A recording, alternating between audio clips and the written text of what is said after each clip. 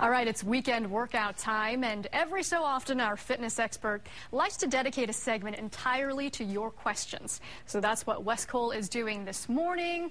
Good morning, Wes. Lots of burning questions Lots out of there. them. So if you've been waiting for a little while, today's the segment. All right, well, here we go. Mike asks, I plan on hiking the Grand Canyon this fall. What's a great functional exercise to prepare? When you're thinking about hiking, just like a lot of other sports, life is really occurring on one leg at a time if you think about it. So you got to maybe lay off the squats for a little while and think of maybe single leg exercise. This is one of my favorite exercises I like to give people that are about to go on a hiking trip.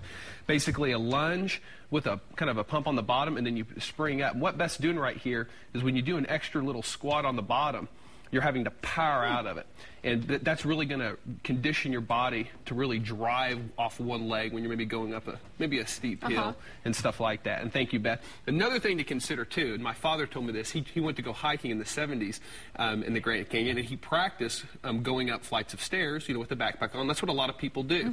You need to practice going downstairs as well, or going downhill, because it's different muscles, and you're basically deaccelerating when you're actually going down. So it's a little bit harder in your knees, but oftentimes people tell me that going down is actually harder than going up if you don't train for it. Yeah, so don't forget about training the downhill part too. All right, Jennifer asks, what's a good arm exercise when you've hit a plateau? Well, this is just basically just a little change up on a favor. Basically, it's called a hammer curl. And Beth is basically holding her wrist just kind of like she was using a hammer. And this works the biceps just a little bit differently, works kind of the outer portion just a little bit more, works the forearms a little bit more. But sometimes just those small changes can be just enough to stimulate a little bit of growth. A couple times a week, 2 or 3 sets of 8 to 12 reps, I guarantee you those arms will start really shaping up good. Awesome. Thank you. All right, we move on to Jason's question.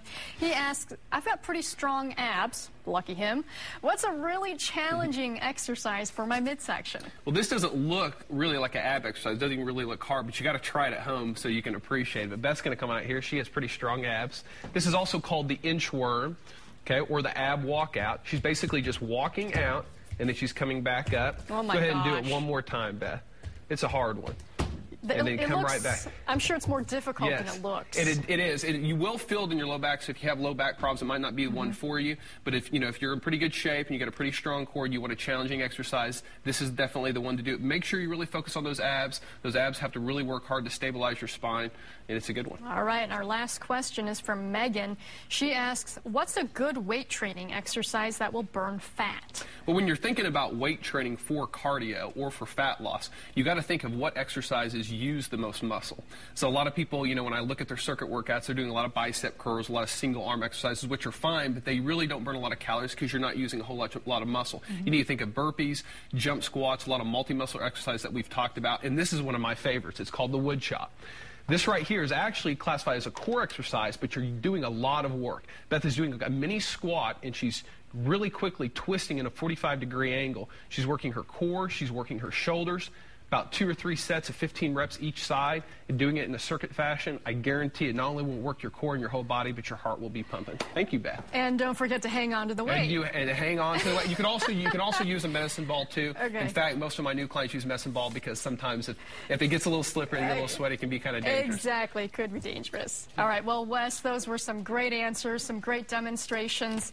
And if you have a question that you'd like Wes to answer, just go to the weekend morning section of our website, kjrh.com, and click on the Habitual Health link. Or you can call Wes at 749-0960, or just visit his gym on 46th, just east of Sheridan.